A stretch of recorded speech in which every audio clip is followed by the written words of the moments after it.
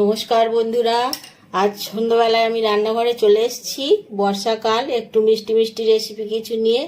তো আজকের আমার একটু জিলিপি খেতে ইচ্ছা করেছে, তো তাই জন্য আমি জিলিপি তৈরি করছি আর সেটাই আপনাদের সাথে আমি শেয়ার করছি। আমি কিভাবে কি করি সেটা দেখুন, বুঝতে পারবেন। তো জিলিপি তৈরির জন্য প্রথমে আমি 200 গ্রাম ময়দা নিয়েছি আর এর সাথে আমি মিশিয়ে দিচ্ছি 2 চামচ চালের গুঁড়ো মুচমুচে ভাবটা আনার জন্য। আর দিচ্ছি টক দই 2 চামচ, আর একটু বেকিং পাউডার আর একটু বেকিং সোডা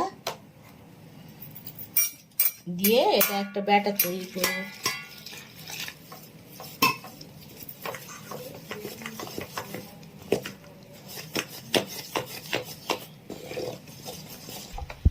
ব্যাটারটা রেডি হয়ে গেছে। ব্যাটারটার ঘনত্বটা ঠিক এইরকম হবে।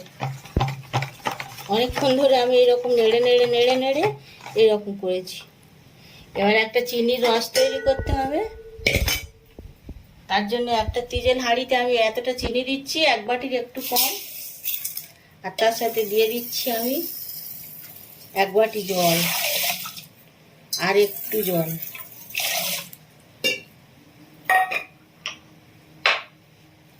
চারটে থেঁতো করা ছোট এলাচ দিয়ে দিলাম। আর এর সাথে দিয়ে দিচ্ছি চিনির ভাবটা যাতে চটচট করে না, সেই জন্য একটু লেবুর রস দিয়ে দিচ্ছি। এবারে এইটাকে আমি ফোটাতে দেব। এই বোতলের মধ্যে ব্যাটার ঢেলে আমি ভাজবো, তো তার জন্য আমি বোতলের ছিপিটা একটা পেরেক গরম করে নিয়েছি, একটু ফুটো করে নিচ্ছি।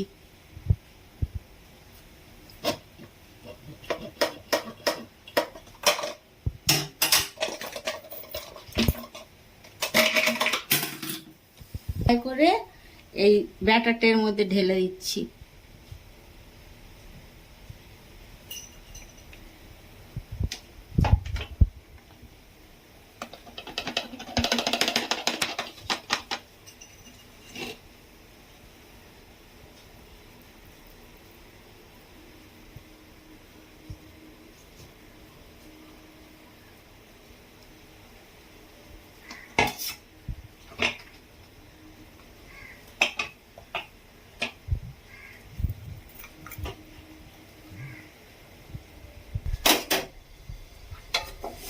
চিনির রসটা ফুটে ফুটে মরুক, ততক্ষণ আমি ভাজার জন্য তেল গরম করতে দিয়েছি, সাদা তেল।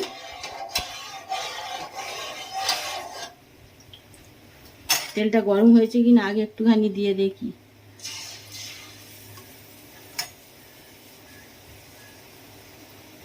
তেলটা গরম হয়ে গেছে। এবার আমি এটাকে জিলিপির আকারে ছাড়বো।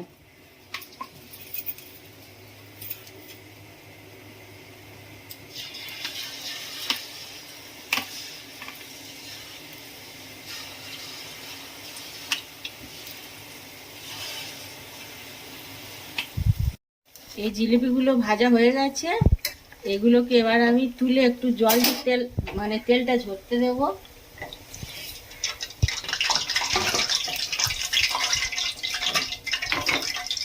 এদিকে রসটাও হয়ে গেছে। এই রসের সাথে আমি একটু জর্দা কালার মেশাচ্ছি।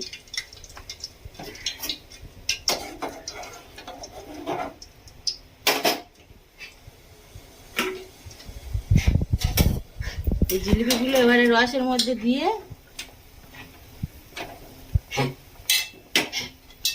আস্তে আস্তে করে আবার তুলে নেব সঙ্গে সঙ্গে। বেশি রস টেনে নেবে বেশিক্ষণ থাকলে। পরের জিলিপিগুলো আমি ঠিক ওই রকম ভাবে ভাজবো। কড়াটা ছোট বলে বেশি দেওয়া যাচ্ছে না।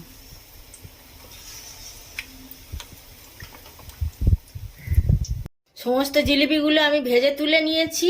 এবারে একটা একটা করে এগুলো আমি এবারে রসের মধ্যে দিয়ে দেব। রসের মধ্যে দিয়ে বেশিক্ষণ রাখবো না, সঙ্গে সঙ্গে তুলে নেবো, তাহলে মুচমুচে ভাবটা থাকবে। একটু নেড়ে নেড়ে নিয়ে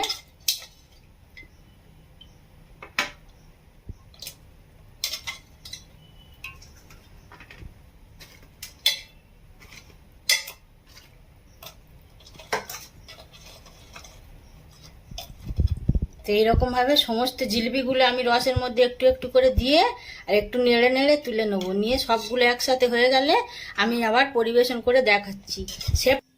তো বন্ধুরা, আমার জিলিপি রেসিপি আপনারা দেখলেন, ভালো লাগলে অবশ্যই লাইক কমেন্ট শেয়ার করবেন।